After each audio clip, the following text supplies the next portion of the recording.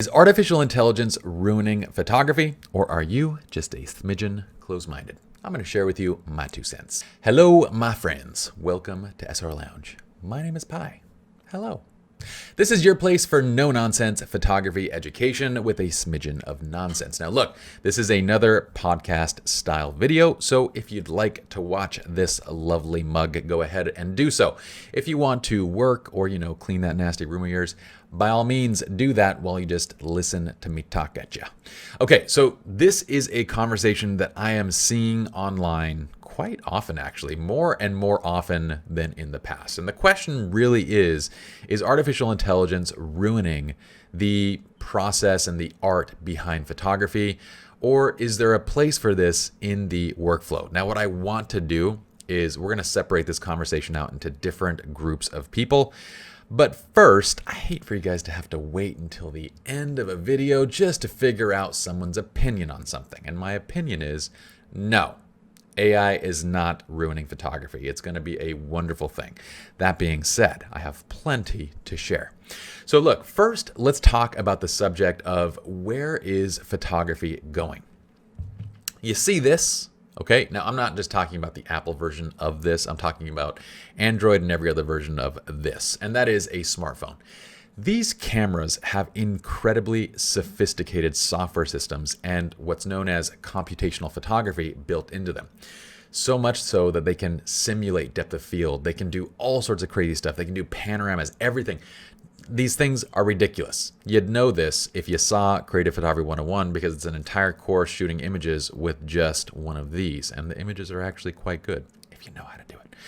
But look, the way that I see photography going is your phone is only going to be more advanced. And if today this thing is capturing images better than any camera 10 years ago, or I should say digital camera 10 years ago, then you can only imagine where it's going to go.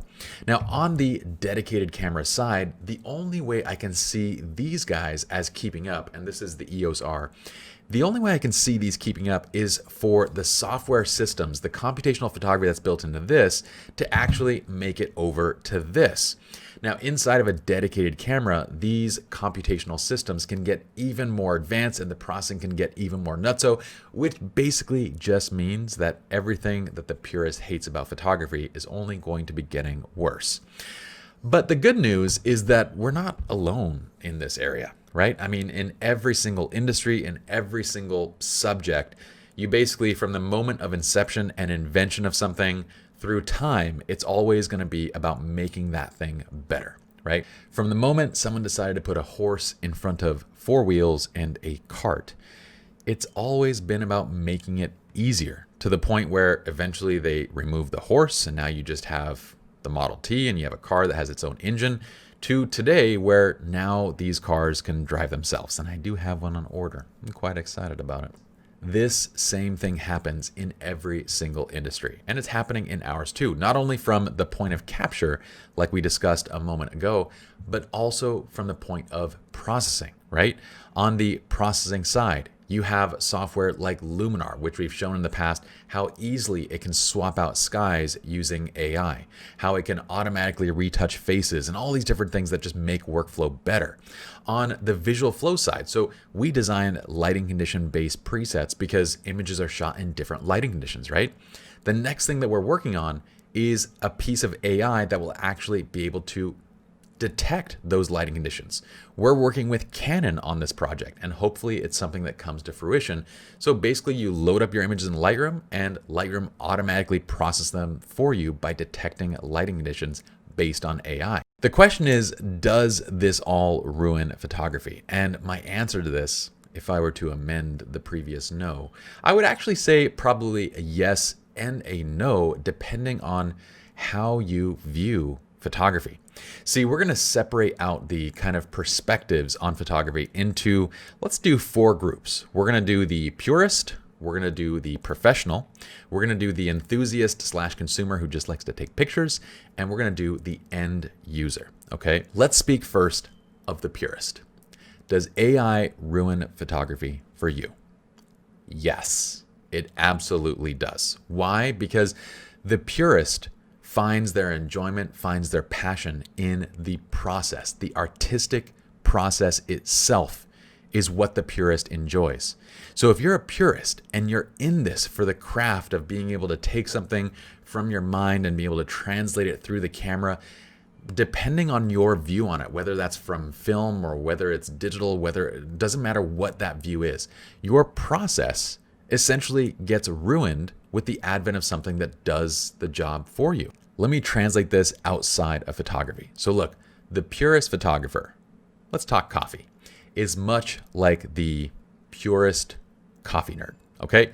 The person, and you know who you are, the person who will spend 30 minutes grinding by hand and placing the perfect filter and warming the water just right and doing the perfect pour over and separating it multiple times. You know what I'm talking about. But as the coffee purist, your enjoyment comes from primarily the ritual, the process of creating that cup of coffee. Now, granted, I've had some pour overs that are pretty amazing, but you know what's in front of me right here? This is the shitastic worst possible instant coffee in the world. It's made too strong. It tastes absolutely horrible.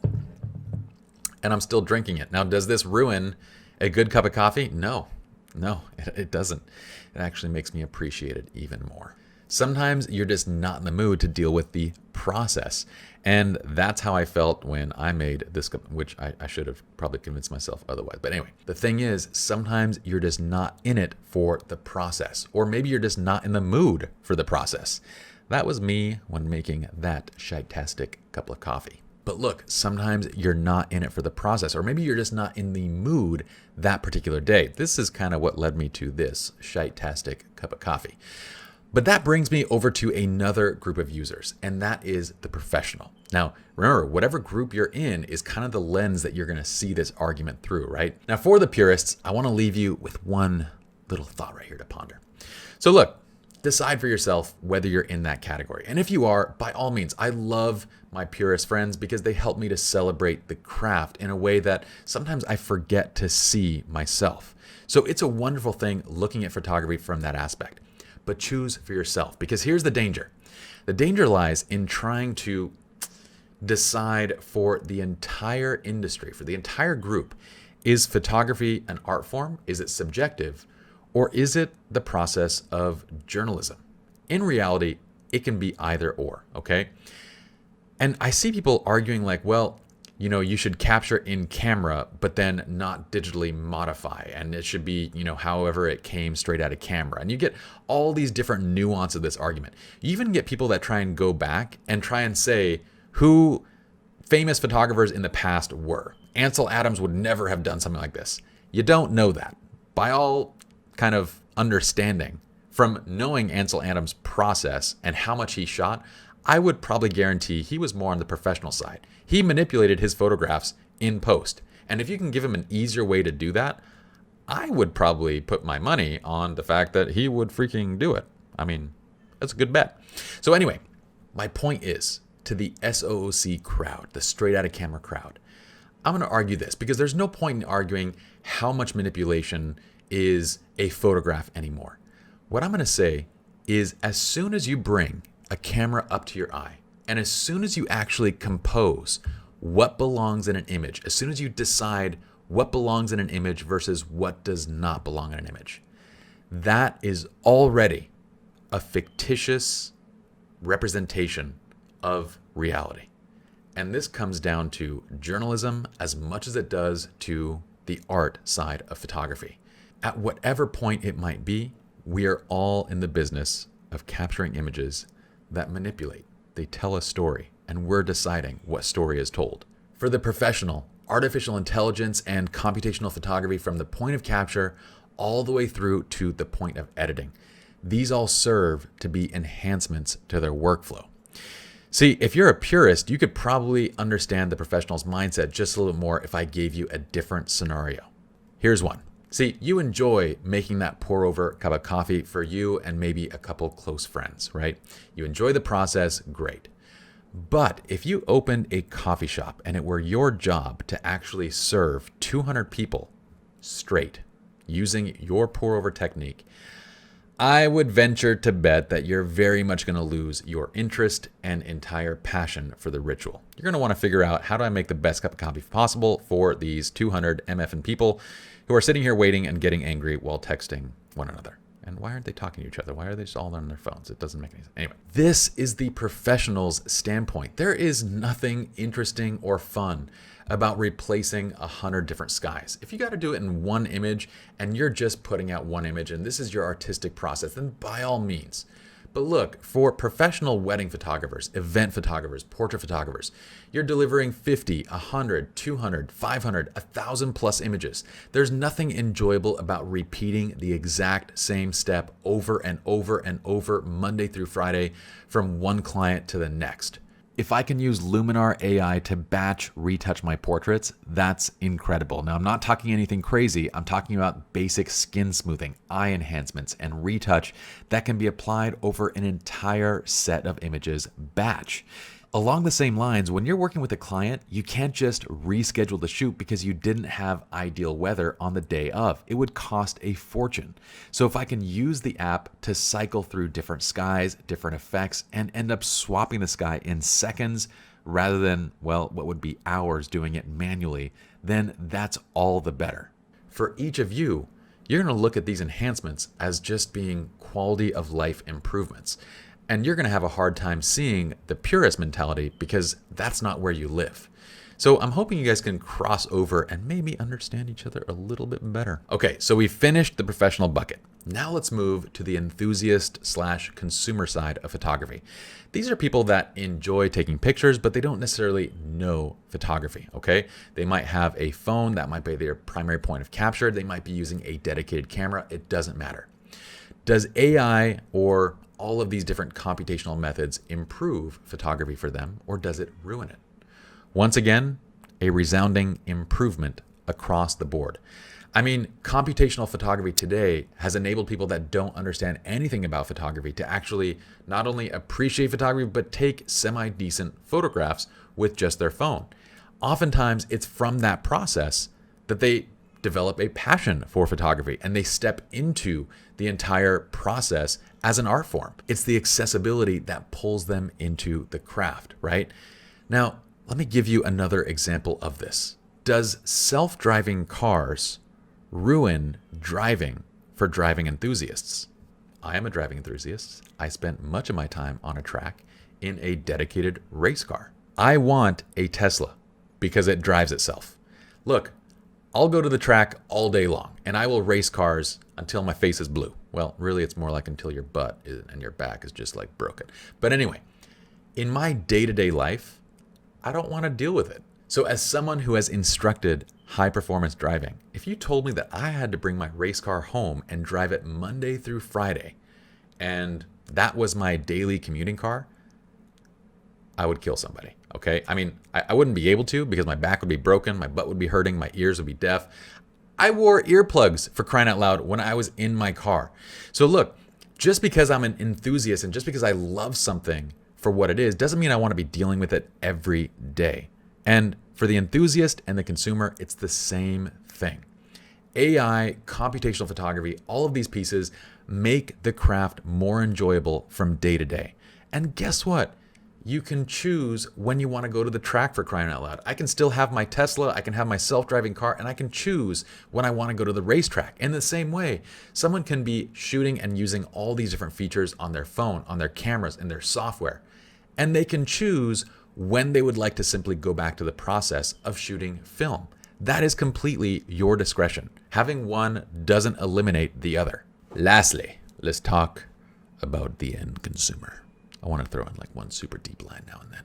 So the end consumer, this last bucket, these people don't give a flying F of how you got to where you got to, okay?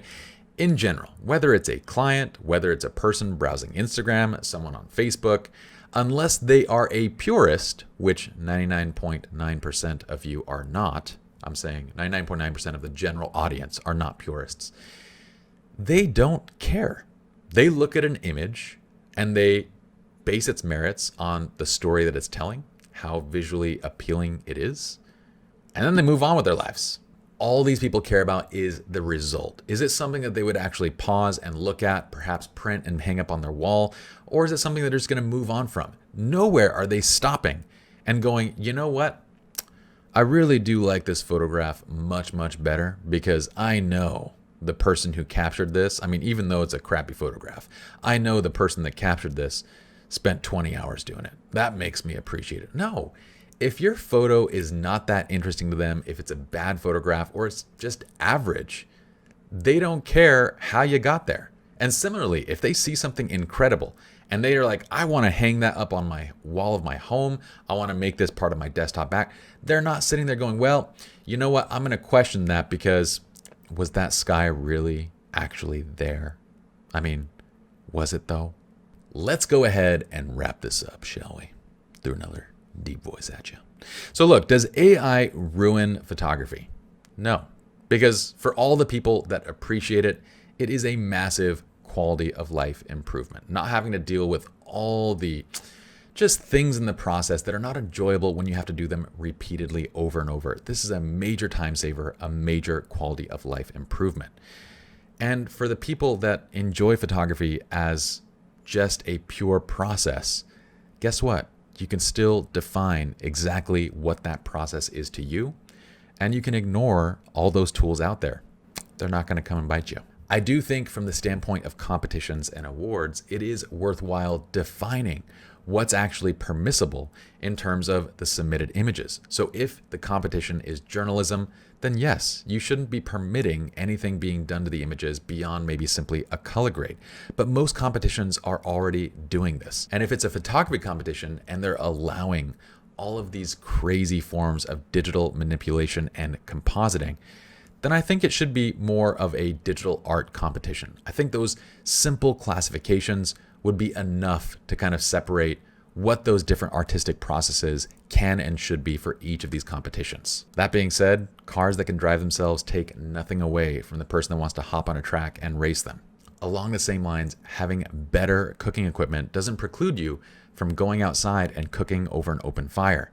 In the same way, AI and computational photography, they don't take away from your vision, they make it easier to achieve it. I hope y'all enjoyed this video and this conversation. I'd love to know where you stand and what you think, which I'm sure you're going to do anyway. Just comment below. In the meantime, please subscribe to the channel. I know it's weird me asking, but I want to ask you guys to subscribe. And if it is in your desire, turn on notifications so that way when we upload new videos, you guys are actually seeing them. All right, y'all. See you next time. Same place. Peace.